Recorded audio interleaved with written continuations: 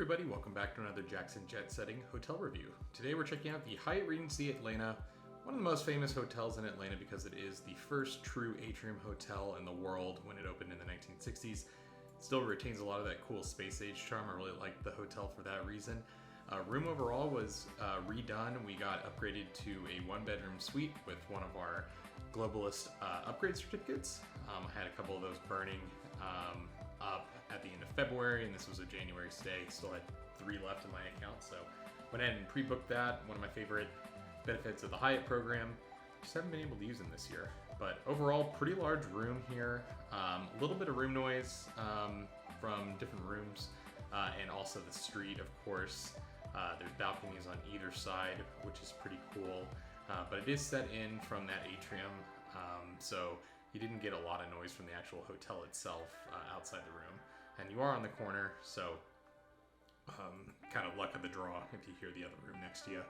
Pretty small room for a suite. You'll hear me complain about that a lot in these videos when I get upgraded to a suite. Again, a first world problem for sure, but bathrooms a lot of times just are not as grand as the suite space itself.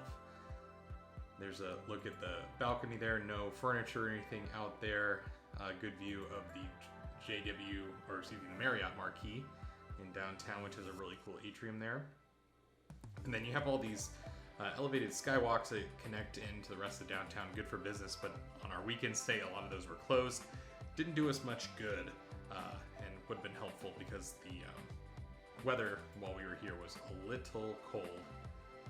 Here's the main level of the hotel. Lots of shops, a couple restaurants and bars, a little to-go market there too. There's a whole couple levels of convention space beneath the hotel as well as parking, so you do have that right inside. Sway was the breakfast restaurant for Globalist. They had a really nice breakfast buffet with delicious biscuits, this being the South. I was really happy with that. Delicious bacon. They even have fresh honey from their honey hive on the roof of the hotel.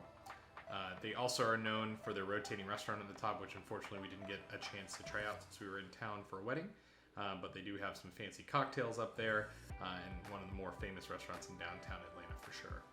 So here's a couple looks at what the convention space looks like beneath the hotel. Lots of convention space all throughout downtown, of course.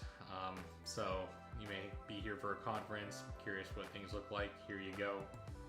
Take the escalator back up to the main level. You have just really cool views of this atrium.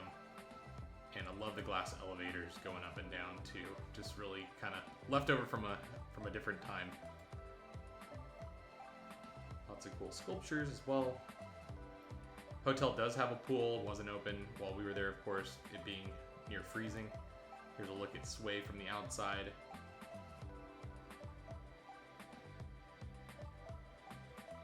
Hotel's a pretty good deal on points. I believe it's 12,000 points a night, but the rate was cheap enough that we paid cash for our stay.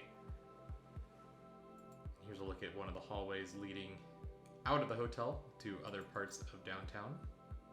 There's 2 different towers, the International Tower and then the main tower.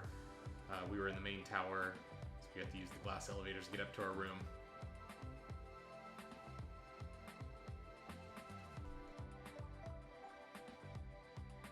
Behind the front desk, they have some really cool replicas of their old keys.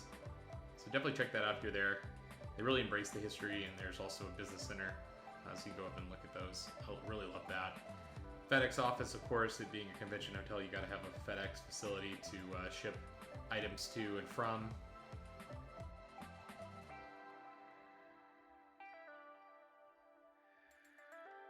Then the Radius Tower is where the gym is.